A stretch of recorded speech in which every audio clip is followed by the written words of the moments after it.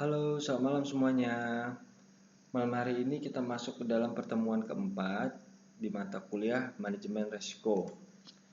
Malam hari ini saya akan menjelaskan sedikit tentang ISO 31005 dan evaluasi dari manajemen risiko ya. Nah, apa sih ISO 31005 ini? Itu adalah implementasi ya daripada manajemen risiko.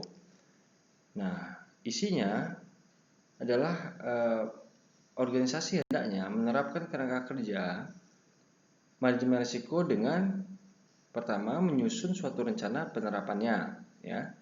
Yang kedua adalah melakukan identifikasi ya. Di mana, kapan dan bagaimana berbagai macam keputusan ya seorang pemimpin atau pengambilan keputusan, penerapan yang diambilnya pada tiap-tiap bagian organisasi ya. Ada SDM, operasional, pemasaran, keuangan, dan lain-lain. Dan siapa yang dapat mengambil keputusan tersebut ya? Biasanya seorang pemimpin atau jajaran direksi ya. Oke, yang ketiga adalah melakukan penyesuaian proses pengambilan keputusan yang diterapkan bila mana diperlukan. Yang keempat adalah memastikan bahwa pengaturan organisasi itu untuk mengelola risiko yang telah dipahami dengan baik dan diterapkan. Oke, penyusunan rencana implementasi kerangka kerja manajemen risiko hendaknya mempertimbangkan hal-hal berikut ya. Pertama adalah kebijakan manajemen risiko yang telah ditetapkan. Yang kedua adalah strategi dan arah penerapan manajemen risiko itu sendiri. Yang ketiga adalah struktur tata kelola manajemen risiko yang telah ditetapkan oleh perusahaan ya. Yang terakhir adalah menjadikan prinsip-prinsip manajemen risiko sebagai acuan dalam proses implementasi manajemen risiko organisasi. Oke, ini adalah arah penerapan manajemen risiko yang berlaku di dalam organisasi. Ya. Arah penerapan ini meliputi visi dan misi organisasi. Ya. Ada juga nilai-nilai organisasi, sasaran jangka panjang, sasaran kinerja, kriteria risiko dan indikatornya, dan terakhir adalah penerapan manajemen risiko. Nah, proses ini akan membentuk sebuah komunikasi di dalam struktural atau hierarki daripada organisasi itu sendiri ya, perusahaan. Nah, dan ada juga konsultasi. Ini adalah sebuah komunikasi yang terintegrasi dengan resiko-resiko yang ada pada setiap divisi daripada organisasi itu sendiri ya. Ada divisi manajemen SDM, manajemen operasional, manajemen pemasaran, manajemen keuangan. Nah, ini harus terintegrasi. Ya, harus saling berkonsultasi, resiko-resikonya yang terdapat pada masing-masing divisi apa saja dan dikomunikasikan dengan baik bagaimana solusinya. Oke, lanjut. Nah, di sini ada secara umum proses implementasi ya. Tahap pertama adalah menjadi tanggung jawab unit manajemen risiko ya bersama direksi. Terus tahap kedua adalah direksi harus memastikan bahwasannya ya, unit manajemen risiko bersama dengan para pemilik risiko melakukan pembangunan kapasitas terhadap pemahaman manajemen risiko bagi seluruh jajaran organisasi. Ini bisa disebut dengan hierarki yang ada di dalam sebuah organisasi itu.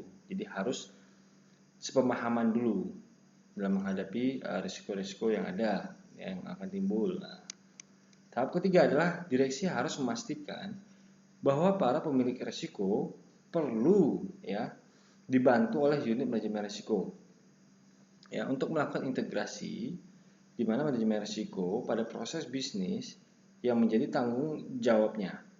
Oke. Nah, tahap keempat, direksi dan para pemilik risiko itu dibantu oleh unit manajemen risiko ya dan unit kerja manajemen sumber daya manusia itu melakukan pembinaan, pelatihan terhadap karyawan, ya, pengembangan, ya, perawatan budaya dan risiko. Nah, budaya ini harus diintegrasikan ke dalam budaya perusahaan yang ada. Oke, peta jalan, kita masuk ke peta jalan.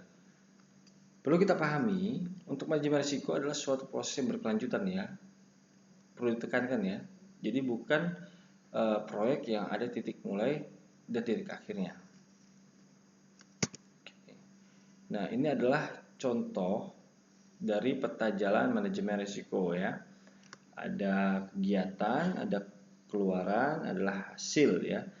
Nah, isi dari ini itu akan membentuk sebuah nilai dan melindungi nilai tersebut ya. Dan tentunya harus ada evaluasi agar proses penerapan manajemennya risiko itu berjalan dengan lancar.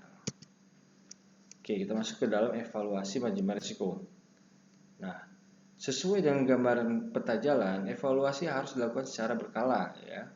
Dia tidak cukup dengan 1 tahun ya, mungkin bisa beberapa tahun ya untuk menerapkan daripada proses atau implementasi yang sudah direncanakan, disusun ya. Oke. Nah, bentuk kegiatan evaluasi itu ada pemantauan ya. Pemantauan ini dilakukan secara berkala ya. Terus, apakah keadaan aktual sesuai dengan rencana atau tidak? Ada pula kajian, itu dilakukan secara setiap saat ya. Dan apakah ada suatu proses atau kejadian tertentu yang menyimpang daripada suatu kriteria yang ditentukan?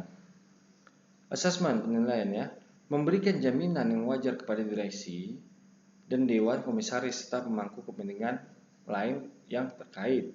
Oke. Nah, di sini ada waktu pelaksanaan. Nah, waktu pelaksanaan pertama itu dilakukan oleh pemilik risiko ya, tentunya harus yang paling paham. Yang kedua adalah secara terus-menerus ya, pelaksanaannya itu harus secara terus-menerus. Yang kedua adalah dilakukan oleh pimpinan unit kerja, unit SDM, unit operasional, hampir sama ya dengan divisi ya. Dan itu dilakukan secara berkala. Yang ketiga adalah dilakukan oleh pihak independen. Biasanya dilakukan setahun sekali ya. Kita sebut dengan internal audit ya. Bila perlu 6 bulan sekali. Oke, cukup sekian penjelasan dari saya pada malam hari ini di mata kuliah manajemen risiko. Kita akan bertemu lagi di pertemuan minggu depan. Oke, thank you for tonight and see you next week.